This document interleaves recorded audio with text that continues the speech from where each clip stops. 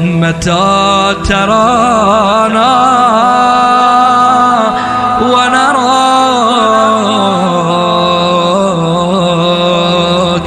متى ترانا. گزشتہ بحث میں نصاب اربعہ کا مکمل تعارف عینین بما نقیضین کی وضاحت دے چکے ہیں. اب قانون یہ ہے کہ جو بحث آپ پڑھ چکے ہیں اگر اس کی آپ کو سمجھ آ گئی ہے تو پھر آپ اس پوزیشن میں آ جاتے ہیں کہ آپ اس بحث کو، اس نظریے کو، اس قانون کو اپلائی کر سکتے ہیں. ٹھیک ہے؟ اگر آپ اپلائی نہیں کر سکتے ہو تو اس کا مطلب یہ ہے کہ پھر آپ کو بھی اس قاعدے قانون کی سمجھ نہیں آئے گی. نصاب اربعہ کا تعارف ہو چکا ہے، مثالوں کے ساتھ تطبیق ہو چکی ہے. اب حق تو یہ بنتا ہے کہ آپ سے اگر پوچھا جائے کہ بھائی ان دو کلیوں کے درمیان کون سی نسبت ہے تو آپ اس کی تشخیص دے لیں. ٹھیک ہے؟ اس کی تشخیص آپ دے سکیں، حق یہ بنتا ہے. وگرنہ ایسی صورت میں ہم کیا سمجھیں گے کہ آپ کو بھی نصاب اربعہ کی سمجھ. مشکور صاحب آپ پورے درس میں تھے نصاب اربعہ والے درس میں؟ شروع میں تھے، پہلے دن نہیں تھے، دوسرے دن تھے. ساجد آپ تھے، باقی لوگ سارے تھے. اچھا، تو آج کا درس شروع کرنے سے پہلے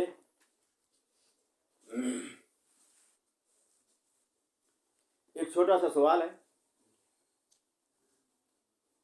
تاکہ آپ غور و فکر کر سکیں اور ہم آپ کو جج کر سکیں کہ نصاب اربعہ کی بحث سمجھ آئی ہے یا نہیں آئی. سوال یہ ہے مفہوم جزئی اور کلی. ٹھیک ہے؟ جزئی اور کلی، ان کے درمیان کون سی نسبت ہے؟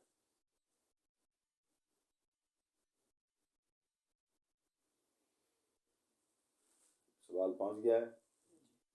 جزئی اور کلی کے درمیان ان چار میں سے کون سی نسبت ہے؟ اگر نصاب اربعہ کی سمجھ ہے تو جواب دے دیں.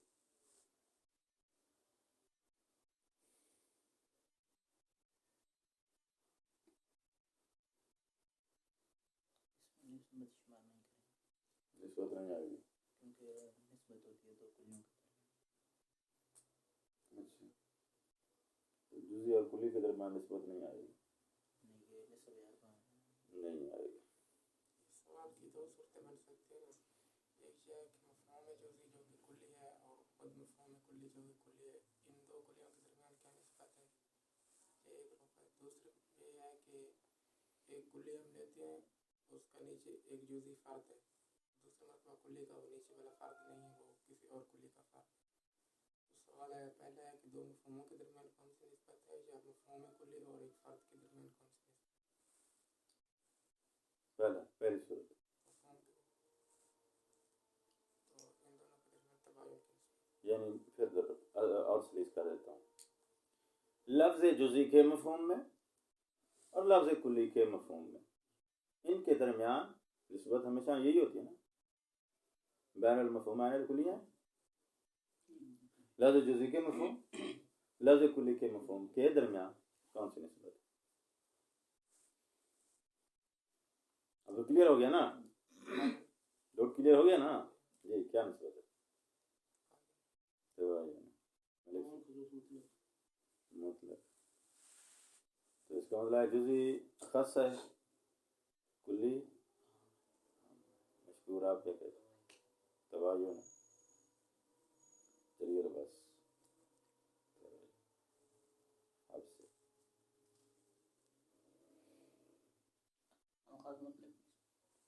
کون عام ہے کون خاص؟ کلی عام ہے، جزئی خاص.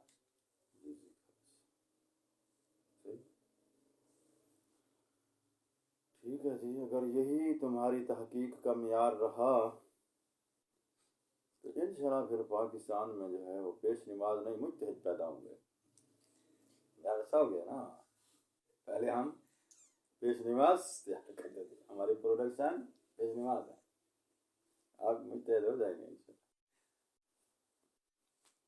جی سارے ان کو سمجھاؤ کہ ان کے درمیان تباین نہیں کلی کی نسبت کیوں ہے. اور جزئی اور کلی یہ دونوں مفہوم کی قسمیں ہیں. مفہوم ہم نے مقصد بنائے، ان دو کو ہم نے قسمیں بنائی، اور اقسام کے درمیان ہمیشہ تباین کی نسبت. چلو تھوڑا اور پیچھے، اور اس بحث کو ایک پوائنٹ مزید پہلے سے شروع کرتے ہیں. لفظ جزئی کلی ہے یا جزئی ہے؟ پہلی بات ہے. اور لفظ کلی کیسے پتہ چلا لفظ جزئی کلی ہے؟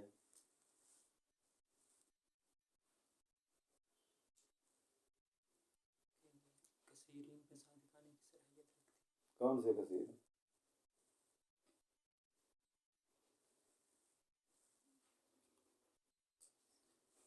جو اس کے افراد ہیں، یہ کتاب ہے، یہ سبھی جزئیات ہیں. اس پر بھی صادق ہے، دوسری پر بھی.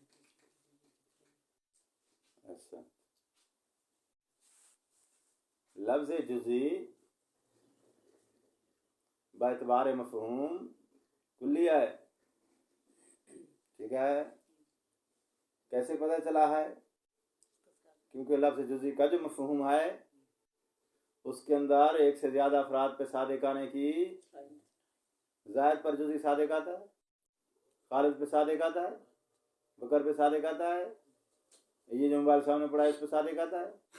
وہاں کذا جس چیز کی طرف اشارہ کرو گے اس پہ لفظ جزئی صادق آتا ہے نہیں آتا ہے؟ ایک سے زیادہ پر صادق آ رہا ہے یا نہیں آ رہا ہے؟ آ رہا ہے.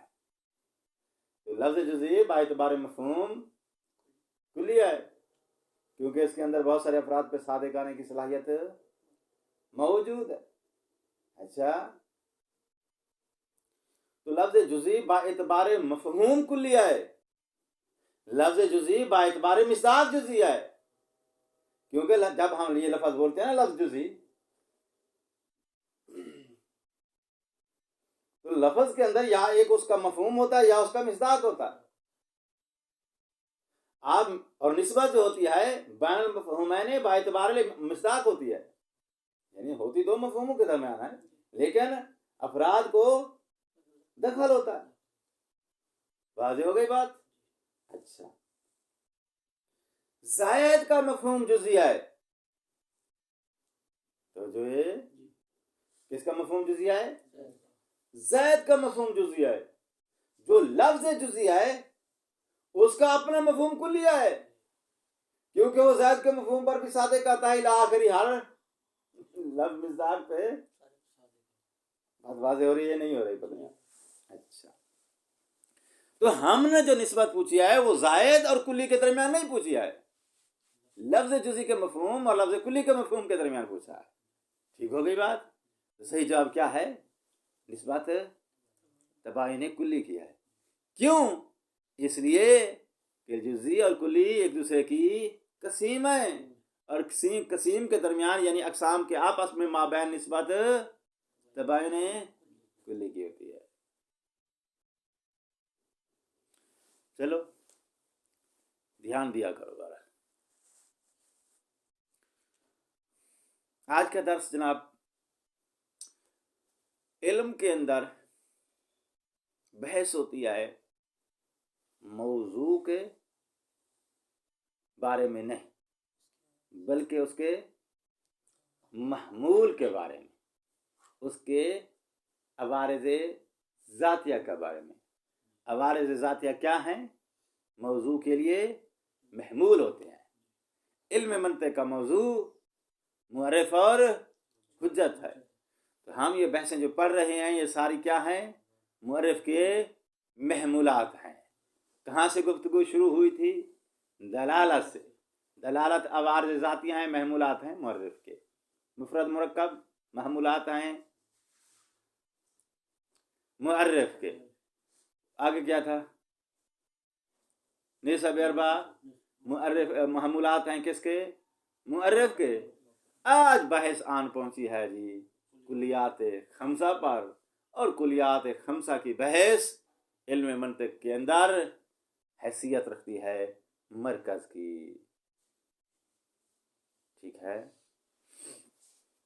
कुलियात खमसा की बहस के ऊपर मंतिक कायम है, और कुलियात खमसा की बहस भी उसी मुअर्रिफ के महमूलात में से एक बहस है। कुलियात खमसा का फर्दन फर्दन तारफ आएगा, हर एक की अलग अलग से तफसीलात जो हैं वो आएंगी। आज कुछ इजमाली तारफ या कुलियात खमसा का जो एक हसर अकली के तहत जायज़ा है तकसीम का, सिर्फ यही एक दो चीज़ें वो बयान करेगा। तो गुफ्तगू का मैं आगाज़ करने लगा हूँ। दस का पहला नुक्ता यह है कि खारिज में जो मिस्दाक है, ठीक है, जो खारिज में मिस्दाक वजूद रखता है, बतौर मिसाल ज़ैद ले लो, ये जो खारिज में मिस्दाक वजूद रखता है, ये है जी, इसके अंदर दो पहलू है, एक इसकी ज़ात है, दूसरा इसकी सिफात है। तवज्जो है, एक इसकी ज़ात है, दूसरी चीज़ इसकी सिफात है।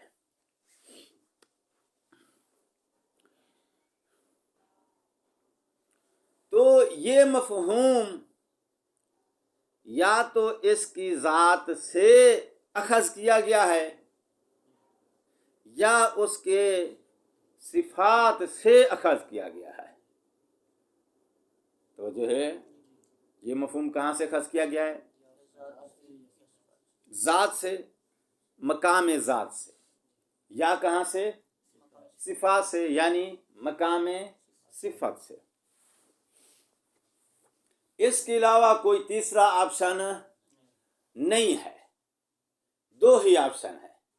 मफ़हूम कुल्ली कहाँ से अखज़ किया गया है? या उस फ़र्द की, उस मिस्दाक की ज़ात से, या उसकी सिफात से। अगर ये मफ़हूम उस खारजी मिस्दाक की ज़ात से अखज़ किया गया है, तो ये मफ़हूम जो ज़ात से अखज़ किया गया है, मकाम ज़ात से अखज़ किया गया है, ये मफ़हूम अपने उस मिस्दाक का लफ्ज़ क्यों बोला है? क्योंकि उस मिस्दाक से ये मफ़हूम लिया गया है, तो क्या हो जाएगा? इस मफ़हूम का मिस्दाक अपना मिस्दाक हो जाएगा। ठीक है, तो ये मफ़हूम उस अपने मिस्दाक और अपने उस खारजी फ़र्द का ये मफ़हूम तमामुल माहियत को बयान करेगा। किसको बयान करेगा? तमामुल माहियत को बयान करेगा। यानी ये मफ़हूम उस फ़र्द की क्या है? तमामुल माहियत है, यानी तमामुल हकीकत है। माहियत यानी हकीकत। क्या है ये? उसकी तमामुल हकीकत है, तमामुल माहियत है। तमाम का मद्दे मुकाबिल क्या होता है? बाज़ रहमल्लाह अलैह। या ये मफ़हूम उस मिस्दाक की बाज़ुल हकीकत को बयान करेगा, बाज़ुल हकीकत पर जो है दलालत करेगा। ठीक, या ये मफ़हूम मिस्दाक की तमामुल माहियत है या बाज़ुल माहियत है। फिर तबीर बदल लेता हूँ, तमामुल माहियत को बयान करेगा या बाज़ुल माहियत को बयान करेगा। अगर ये मफ़हूम अपने फ़र्द की तमामुल माहियत है, भाई इबारत सानी उसकी तमामुल माहियत को बयान कर रहा है ये मफ़हूम, तो फिर ऐसा मफ़हूम अपने मिस्दाक की नौ कहलाता है। अगर आप दूसरे ऑप्शन में आ जाओ, और अगर ये मफ़हूम अपने मिस्दाक की बाज़ुल माहियत है, यानी उसकी बाज़ुल माहियत को बयान करता है, तो इसके अंदर फिर मज़ीद दो ऑप्शन आ जाएंगे। ये बाज़ुल माहियत को बयान करने वाला मफ़हूम मुश्तरक है इस फ़र्द के दरमियान और दीगर किसी और हकीकत के तहत दर्ज होने वाले अफराद के दरमियान। मुश्तरक है या मुश्तरक नहीं है? इसी एक ही हकीकत के तहत ایک ہی ماہیت کے تحت کیونکہ لفظ بعض آ گیا نا، تو بعض کا مد مقابل کل ہے، وہ حقیقت کل ہوگی جس کے تحت یہ درج ہوں گے۔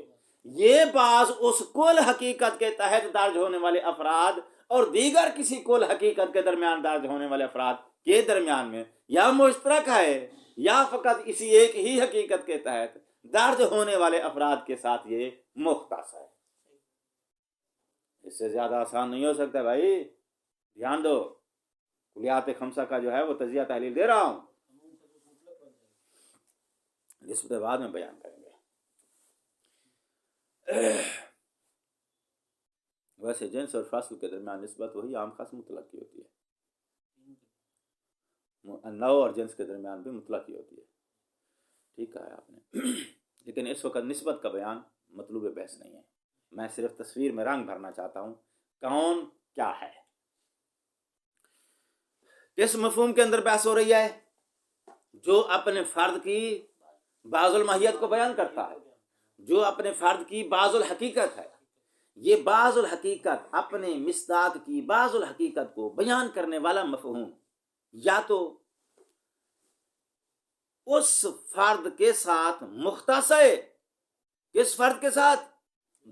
اب بعض کا مد مقابل آ جائے گا، جو حقیقت کل کے تحت درج ہونے والے افراد ہیں انہی کے ساتھ یہ مختص ہے یا مختص نہیں، مشترک ہے ان افراد کے درمیان جو اس حقیقت کے تحت درج ہوتے ہیں اور کسی اور تمام الحقیقت کے تحت درج ہونے والے، تمام الحقیقت پر دھیان رکھنا ہے، اس تمام الحقیقت کے تحت درج ہونے والے اور دیگر کسی اور تمام الحقیقت کے تحت درج ہونے والے افراد کے درمیان یہ بعض الحقیقت کو بیان کرنے والا مفہوم مشترک ہوگا یا یہ بعض الحقیقت کو بیان کرنے والا افراد مختص ہوگا۔ مختص ہونے کی صورت میں اس بعض الحقیقت بیان کرنے والے مفہوم کو فاصل کہتے ہیں، اور اگر وہ مشترک ہے تو پھر بعض الحقیقت بیان کرنے والے مفہوم کو جنس کہتے ہیں۔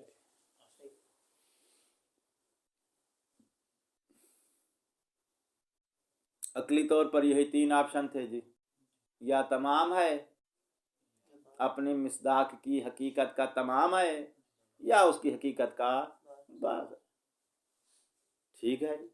تمام الحقیقت مشترک یا مختص نہیں ہوتی، تمام الحقیقت دائما مختص ہوتی ہے، اس لیے اس کے اندر تمام الحقیقت کے اندر آپ یہ اشتراک اور اختصاص کے دو آپشن نہیں دے سکتے، تمام الحقیقت صرف مختص ہوتی ہے۔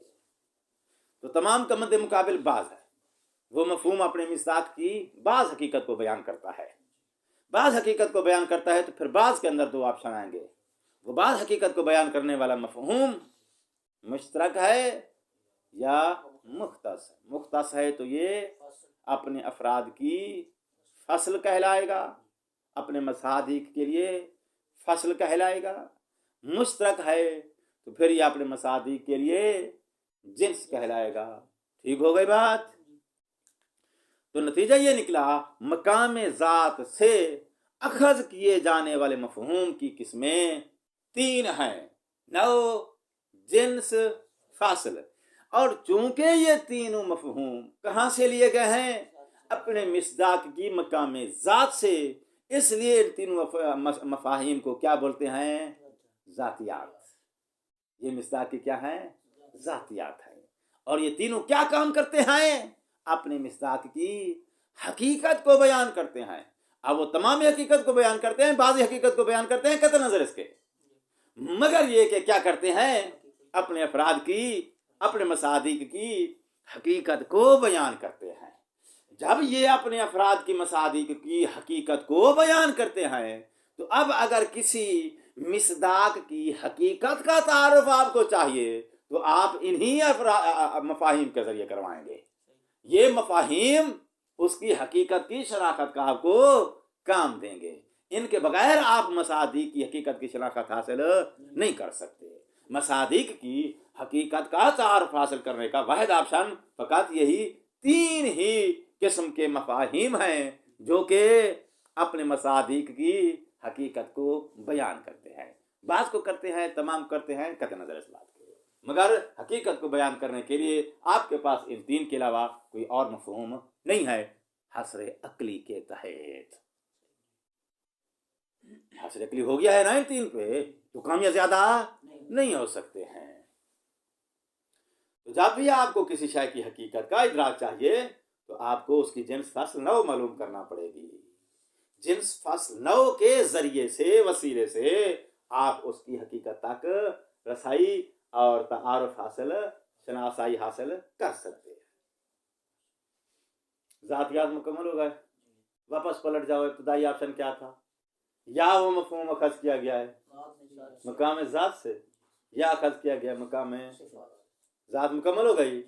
جو مقام صفات سے اخذ کیا گیا ہے مفہوم یا وہ حقیقت وحدہ کے تحت درج ہونے والے افراد کے ساتھ یہ صفت مختص ہوگی. جو مفہوم کہاں سے لیا گیا ہے؟ مقام صفت سے. اچھا اس کے اندر دو آپشن ہیں. مقام صفت سے جو لیا گیا ہے اس کے اندر پھر دو آپشن ہیں. نمبر ایک، یا یہ مفہوم جو مقام صفت سے لیا گیا ہے مختص ہے ایسے افراد کے ساتھ جو حقیقت واحدہ کے تحت درج ہوتے ہیں، یا مختص نہیں ہے. اس تمام الحقیقت کے تحت درج ہونے والے افراد کے اندر بھی یہ صفت پائی جاتی ہے اور یہ صفت کسی اور تمام الحقیقت کے تحت درج ہونے والے افراد کے اندر بھی پائی جاتی ہے. مشترک ہے. دو الگ الگ یا ایک سے زیادہ حقائق کے تحت، حقائق سمجھ گئے ہو نا، ایک سے زیادہ تمام الحقیقت کے تحت درج ہونے والے افراد کے اندر یہ صفت پائی جاتی ہے. مشترک ہے تو حقیقت واحدہ کے تحت درج ہونے والے افراد کے ساتھ مختص ہے، یا ایک سے زیادہ ماہیت کے تحت درج ہونے والے افراد کے اندر یہ صفت پائی جاتی ہے تو پھر مشترک ہو جائے گی. تو نتیجہ کیا نکلا؟ یہ صفت یا مختص ہے ایسے افراد کے ساتھ جو حقیقت واحدہ کے تحت درج ہوتے ہیں، یا مختص نہیں ہے، مشترک ہے. اس حقیقت کے تحت درج ہونے والے افراد کے اندر بھی یہ صفت پائی جاتی ہے، کسی اور حقیقت کے تحت درج ہونے والے افراد کے اندر بھی پائی جاتی ہے. اگر مختص ہے تو ایسی صفت کو عرض خاص اور خاصہ کہتے ہیں. خاصی کا لفظ ہم نے اختصاص سے نکالا ہے، ٹھیک ہے.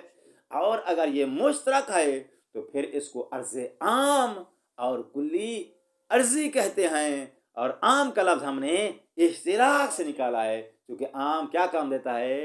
اشتراک کا، شمولیت کا، یعنی ایک سے زیادہ قسم کے افراد کو شامل ہے. واضح ہو گئی بات؟ تو اب اگر آپ کو کسی شے کی صفات کا تعارف چاہیے تو صفات کا تعارف آپ کو صرف ان دو قسم کی کلیات کے ذریعے حاصل ہوگا، خاصہ اور عرض عام. عرض عام اور خاصے کے ذریعے کسی شے کی جو پہچان حاصل ہوگی وہ پہچان اور تعارف اس کی صفات کے ذریعے ہے. وہ تعارف بالصفت ہے، ٹھیک ہے. وہ اس کی حقیقت کا تعارف نہیں ہے. طے ہو گئی بات؟ اللہ تعالیٰ کی جنس فاصل نو نہیں ہے. جب نہیں ہے، حقیقت تک ادراک کا وسیلہ ہمارے پاس صرف جنس فاصل نو ہے، اور اللہ تعالیٰ کی جنس فاصل نو نہیں ہے، وسیلہ ہی مکتوب ہے، تو اس کی حقیقت کا ادراک کوئی نہیں کر سکتا ہے. اب آ جاؤ، لا یدرکہ الابصار وہو یدرک الابصار. کوئی بھی بصیرت اس کی حقیقت کو درک نہیں کر سکتی. ہاں وہ ابصار کو درک کرتا ہے. پہنچ گئے بات؟ تو اللہ تعالیٰ کی معرفت صرف بالصفات ہی ممکن ہے، ٹھیک ہے. تو آپ کے پاس جتنا بھی تعارف ہے توحید کا، جتنی بھی دلائل ہیں آپ کے پاس توحید کے، یہ سارے بالصفات ہیں. صفات کے ذریعے ہم نے اس کو پہچانا ہے.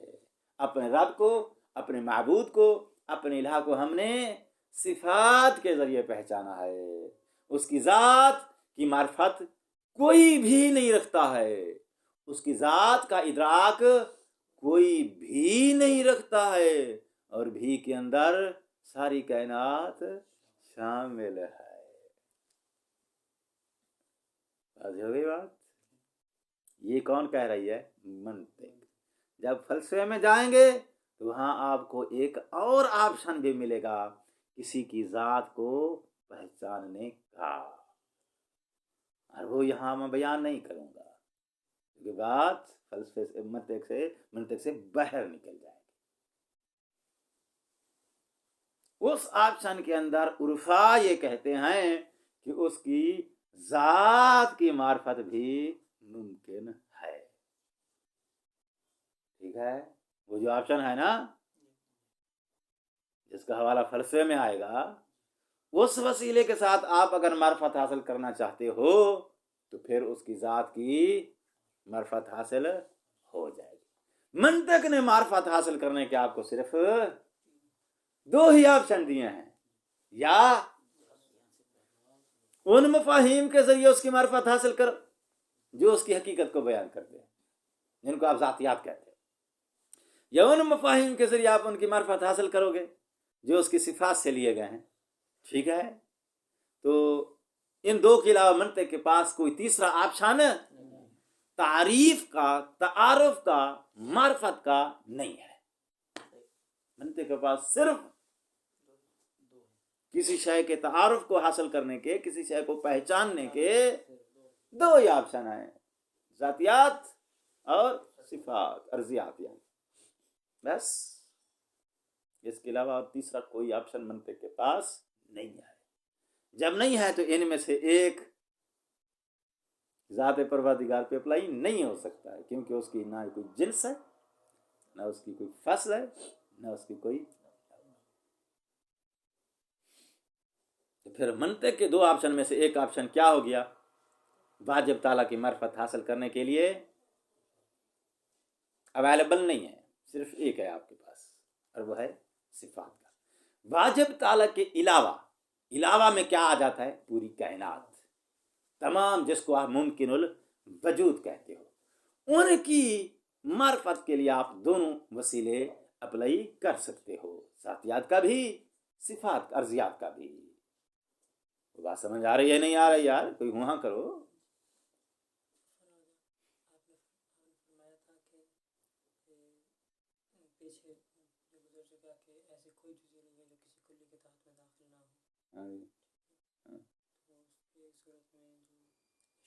और मफहूम और अम्र जिनको कुल्लियात आम्मा करार दिया था किसके नीचे दाखिल हो, तो ये जो कुल्लियात आम्मा है वो भी इन जो कुल्लियात खमसा में से कोई कुल्ली बनेगी।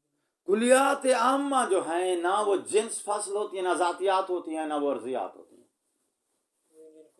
कुल्लियात आम्मा जो हैं वो ना ज़ातियात में आती है, ना अर्जियात में आती है। इसलिए वो उस शाय की ना आपको ज़ात का तारुफ दे सकती है, हकीकत का तारुफ दे सकती है, ना उसकी सिफत का तारुफ दे सकती है, मुजर्रद सिर्फ उसकी तरफ इशारा देने के लिए इस्तेमाल होती है। खलास, शाय, लफ्ज़ शाय इसकी सिफत है। मेरे हाथ में एक शाय है, ठीक बोला हूँ गलत बोला हूँ? आप बताओ, वो शाय जो है इसके लिए मैंने लफ्ज़ बोला या नहीं बोला है? अब लफ्ज़ शाय इसका तारुफ है, इसकी सिफत है, इसकी हकीकत है। इसकी सिफत हकीकत किसी को भी बयान नहीं कर रहा, उसके बावजूद मैंने लफ्ज़ शायद के लिए बोल दिया है, और ठीक बोल दिया है। कुल्लियात आम्मा मसादिक के ऊपर सादिक जरूर आती हैं, मगर ना वो उसकी जिन्स को, उसकी ज़ातियात को पहचान करवा सकती है, ना उसकी सिफात को। क्यों? इसलिए कि ना ये उसकी ज़ातियात होती हैं, ना ये उसकी अर्जियात होती हैं।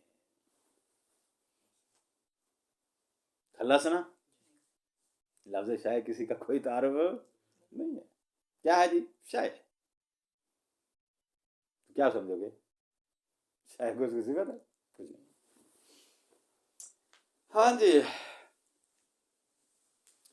तो अब आपको मैंने एक एंट्री गेट पे मैंने आकर रोक दिया है। उस एंट्री गेट का नाम क्या है? फलसफा है।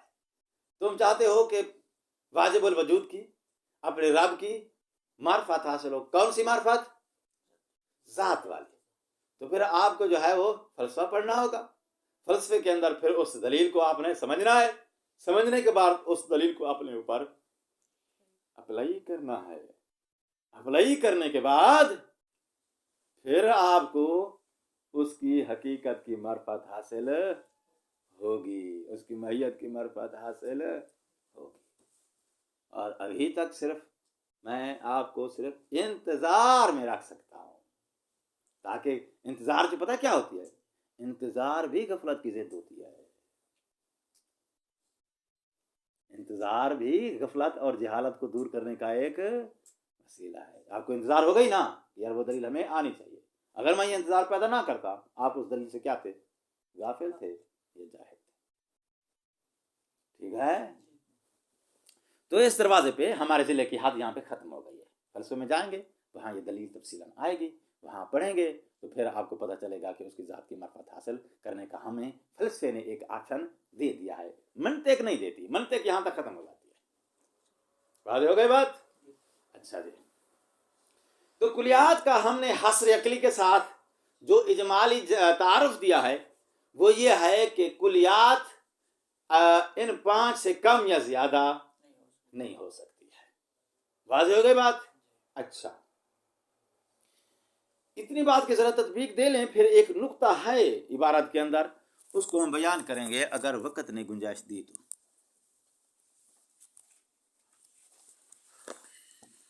الکلیات الخمس، قولہ، مصنف کا قول، الکلیات التی لہا افراد۔ مصنف کہتا ہے یہ جو تقسیم ہم بیان کر رہے ہیں نا کلیات خمسہ کی، یہ تقسیم ہر قسم کی کلی کو شامل نہیں ہے، یہ صرف اس کلی کو شامل ہے جس کے افراد ہوں۔ ٹھیک ہے، جس کلی کے افراد ہوں اس کو حقیقی کہتے ہیں، جس کلی کے افراد نہ ہوں اس کو فرضی کہتے ہیں۔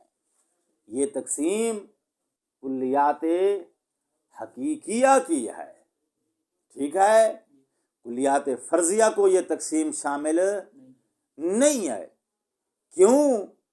اس لیے کہ بھائی ان کلیات خمسہ میں سے 3 کلیات اپنے مصداق کی حقیقت کو بیان کرتی ہیں، 2 اس کی صفت کو بیان کرتی ہیں۔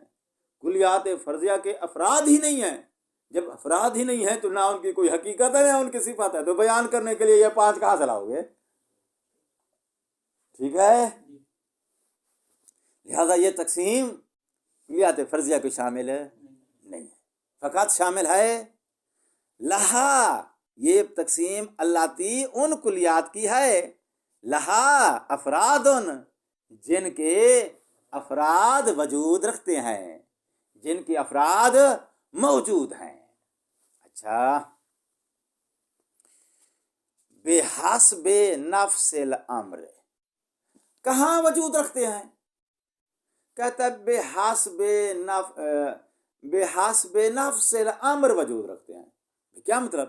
مطلب یہ ہے کہ جس طرح کی کلی ہوگی اسی طرح کے اس کے افراد کا وجود ہوگا۔ ٹھیک ہے نا، جس طرح کی کلی ہوگی اسی طرح کا اس کے افراد کا وجود ہوگا۔ بھائی بات واضح نہیں ہے کہ کلی کے افراد کا وجود ہوگا، جس طرح کی کلی ہوگی ویسے اس کے افراد کا وجود ہوگا، واضح نہیں ہے۔ واضح کرنے کے لیے کہتا ہے فی الذہن او فی الخارج، کلی ذہنی ہے، افراد کا وجود ذہن میں ہوگا، کلی خارجی ہے، افراد کا وجود خارج میں ہوگا۔ آپ بدل نہیں سکتے ہو، کلی کا تعلق کسی اور عالم سے، افراد کا وجود کہیں اور عالم میں، نہ بحسب نفس الامر، جیسی کلی ہوگی ویسے اس کے افراد کا وجود ہوگا۔ افراد کا وجود ہوگا تو پھر یہ تقسیم آئے گی، ورنہ نہیں آئے گی۔ یہ والی کلیات منحصراتن کا کیا ترجمہ کرو گے؟ حاصر عقلی کے تحت ہم نے ثابت کیا ہے ان کلیات کی تقسیم فی خمسۃ انواع، 5 قسموں میں ہے۔ اما الکلیات الفرضیہ، کیا معنی کرو گے؟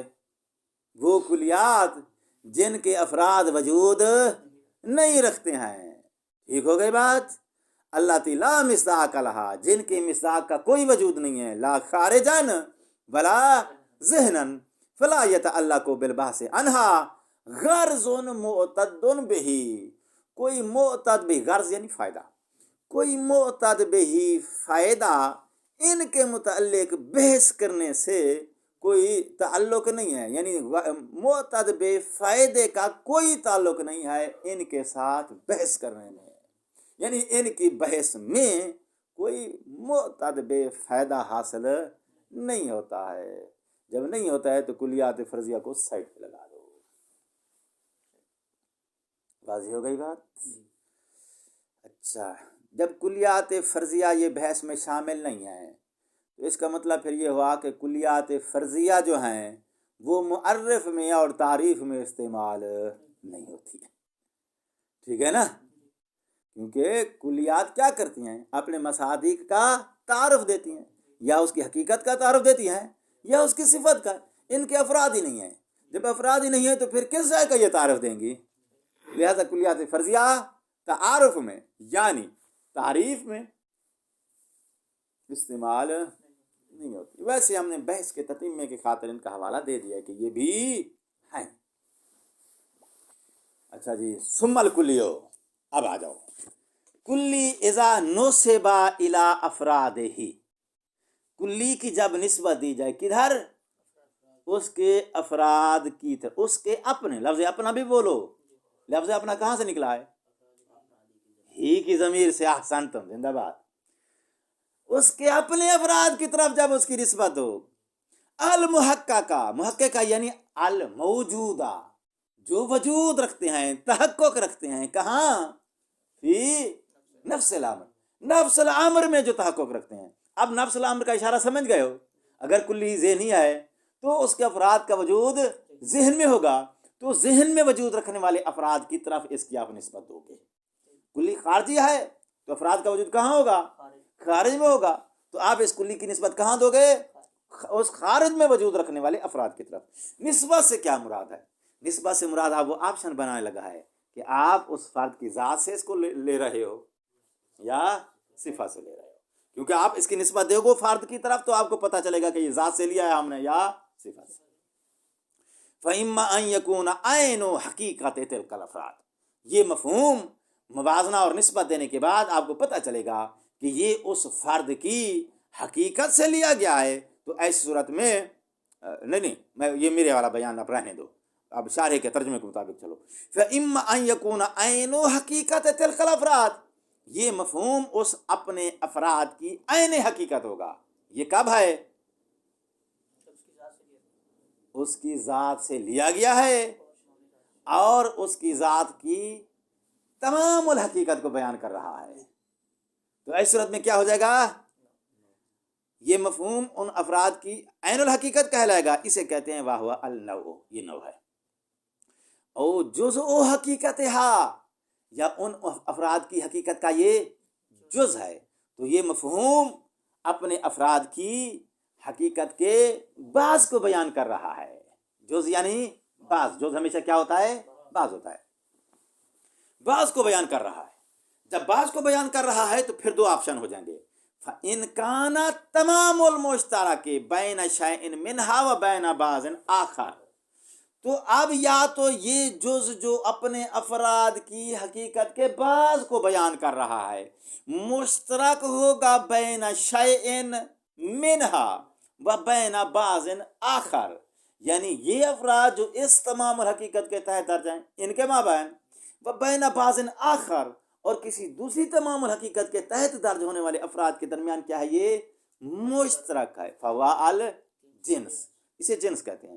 وَإِلَّا، اللہ میں نفی کس کی ہے؟ اشتراک کی۔ اگر یہ مشترک نہیں ہے تو کیا مطلب ہوگا؟ مختص ہے، ایک ہی حقیقت کے تحت درج ہونے والے افراد کے ساتھ یہ مختص ہے۔ کون سا مفہوم؟ جو مقام ذات سے لیا گیا ہے۔ یہ میں کیوں بول رہا ہوں؟ کیونکہ ایک مختص اور بھی آ رہا ہے جو صفات سے ہم نے لیا تھا، یہ وہ والا مفہوم ہے جو ذات سے لیا گیا ہے، تو یہ بھی مختص ہے، وہ بھی مختص ہے، جو ذات سے لیا گیا ہے ایسے مختص مفہوم کو فاصل کہتے ہیں، جو صفات سے لیا گیا ہے ایسے مختص مفہوم کو، فرق ذہن میں آ رہا ہے نہیں آ رہا ہے؟ وَإِلَّا فَهُوَ فَاصِلٌ وَيُقَالُ لِهَٰذِهِ الثَّلَاثَةِ، ان تین عدد کلیات کو یا ان تین عدد مفاہیم کلیہ کو کیا بولتے ہیں؟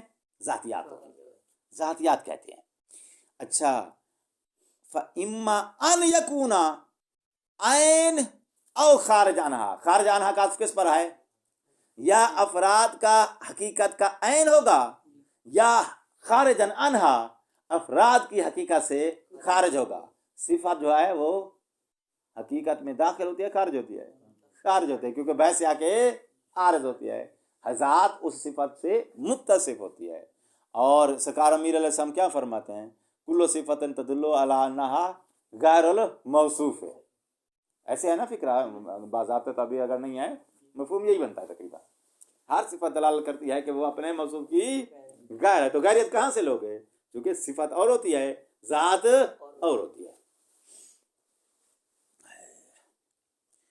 وَيُقَالُ لَهَا الْعَرَض، اس مفہوم کو جو اس کی عین حقیقت سے خارج ہے اس کو عرض کہتے ہیں، کیونکہ حقیقت سے خارج چیز کو صفت کہتے ہیں اور یہ مقام صفت سے لیا گیا ہے. فَإِمَّا أَنْ يَخْتَص بِأَفْرَادِ حقیقتاً واحدتاً، حقیقت واحدہ کے افراد کے ساتھ یہ مختص ہے، اور لا یختص، یہ مختص نہیں ہے. فَالْأَوَّلُ هُوَ الْخَاصَّةُ وَالثَّانِي هُوَ الْعَرْضُ الْعَامُ فَهَذَا دلیل انحصار الکلیات فی خمس. ہاذا، یہ بھائی کیا ہم نے یہ جو او اور اما کے ساتھ، میرے خیال میں ہر جگہ پہ اس نے او کے ساتھ تقسیم دیا ہے. یہ جو ہاں اما اور اور اما کے ساتھ ہم نے یہ جو ابھی تقسیم بیان کی ہے، ہاذا کا مشار الیہ کون ہے؟ او اور اما کے ساتھ تقسیم بندی. یہ دلیل ہے کس کی؟ انحصار الکلیات فی الخمس.